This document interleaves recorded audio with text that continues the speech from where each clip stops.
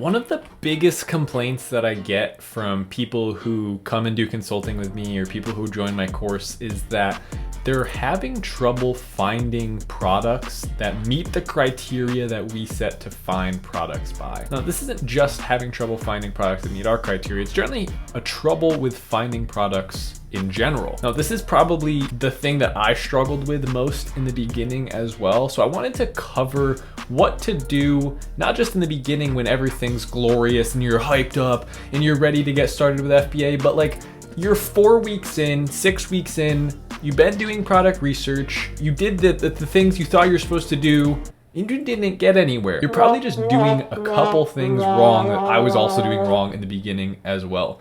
So be sure to stick around to the end if that sounds like you, and me showing you how to fix that. Let's get right into it. Almost inevitably, every time I talk to someone and I'm like, let me just see you set this up. I want to see you set this up and see what you do.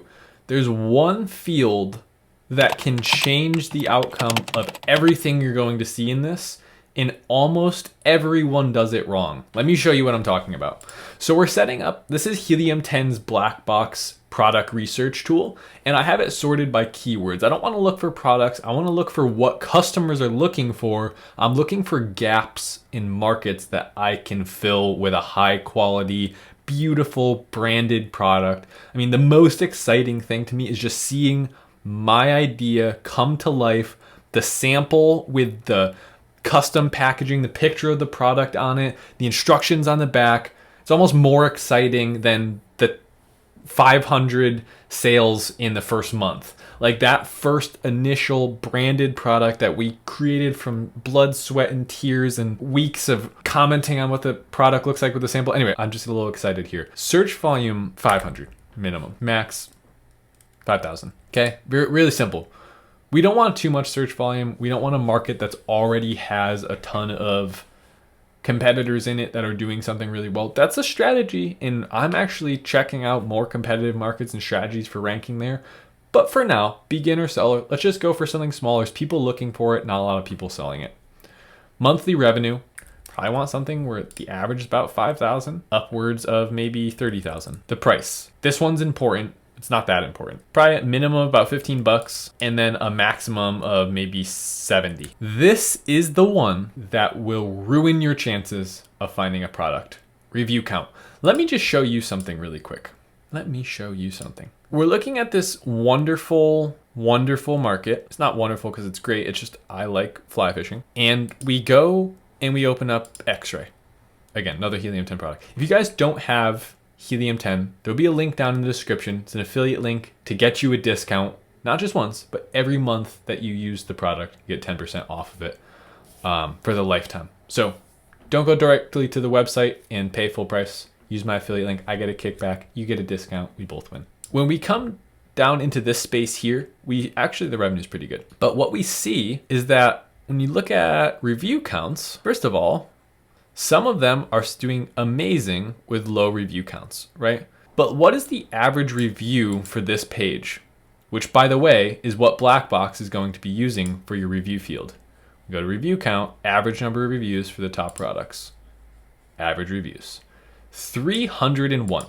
And this is a small niche market that doesn't have a ton of sellers, really underdeveloped space. We actually look at the number of these that are kits. Very, very few of them are kits. So when I come up to this tool, every time without fail, I see this happen. No minimum, right? Because we don't need a minimum. And then I see someone do something like this, 100, right? Because my competitors are on average under 100. Well, you're almost never going to find a market as niche as you can make it, no matter what. Even if I make this even longer tail, if I go, what's a real long tail thing? We'll do like concrete. Let's just build a market here. Concrete molds for walkways. Okay, well, this is actually, I think I've seen this product before. The point being, a lot of these have lower reviews, but a couple of them will have high reviews, and look what that does to your average. When we're taking averages, we know that the really high numbers skew averages immensely, so we usually want to not look at things like that. 171, again, way over that 75 or 100 review minimum. And again, these are kind of long tail keywords that don't even have that much competition to begin with. It's actually the kind of things that we're looking for. So don't set your keyword or your review maximum to 100, 150, 200. Set this thing to like 1,000. Set it to 2,000, because some of the best markets I've ever found, it's 3 competitors, it's 5,000 search volume, 1 competitor has 1,000 reviews, the rest of the pages are relevant. There's a freaking garlic press, there's a shoe polishing station that has 6,000 reviews, and it's skewing that average like you wouldn't believe. Average reviews says 782, there's 3 competitors, they all have 27 reviews.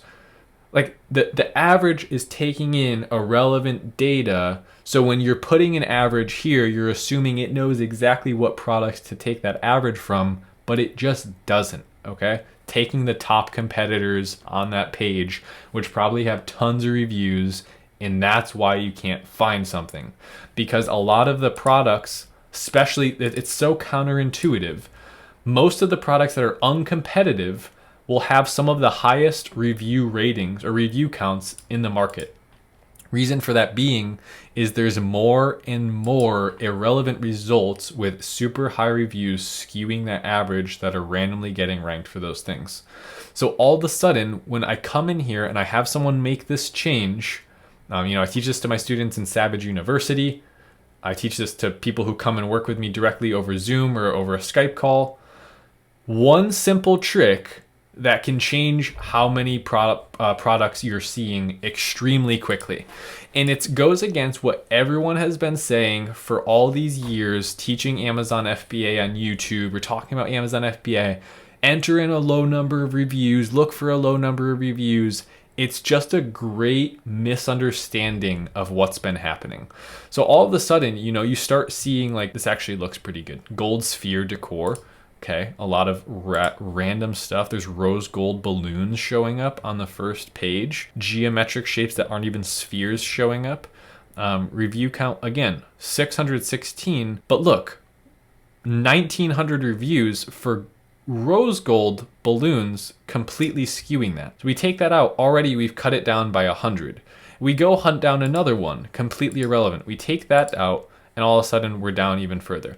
So there's some massive numbers of reviews in here that are for completely irrelevant products that are skewing things. And if there was some way to magically get it to know exactly what product was right and only target those, then yes, ideal world, we come in here and anything less than 100 for the competitors, or even less than 300 for the competitors, to try and fight against those competitors. There's a lot of people with 40 reviews, 70 reviews doing well.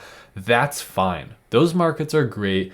There's just a understanding of this little feature that usually doesn't click for most people. And even for me, I'm over here talking about it like I've been doing this forever. This was like a big change that happened for me in the last 17 months. Doing this wrong, and then one time going, there's a relevant product skewing the average reviews. My average reviews are way too low. Go try this, and just please go try it and comment down below what happens. Do you see more results? Do you see results that you didn't see before? Now, most people, again, we're going against the grain here, are gonna put this to 300. We're gonna put it to 150. Go 3,000 with this and just start whittling down those products with your own understanding of the market, not this tool doing all of the work for you. Get more broad with what the tool is trying to find and use your eyeballs and your retina to scan the screen and figure out what's actually good there. Don't just have the machine tell you what's good. What a heroic ending to this video. Thank you so much for watching. Be sure to like and subscribe down below so you can become part of the community and keep seeing videos like this about Amazon, about business, about successfully executing on the goals in the lifestyle that you want to achieve. I'll see you in the next one. Thanks so much. Later.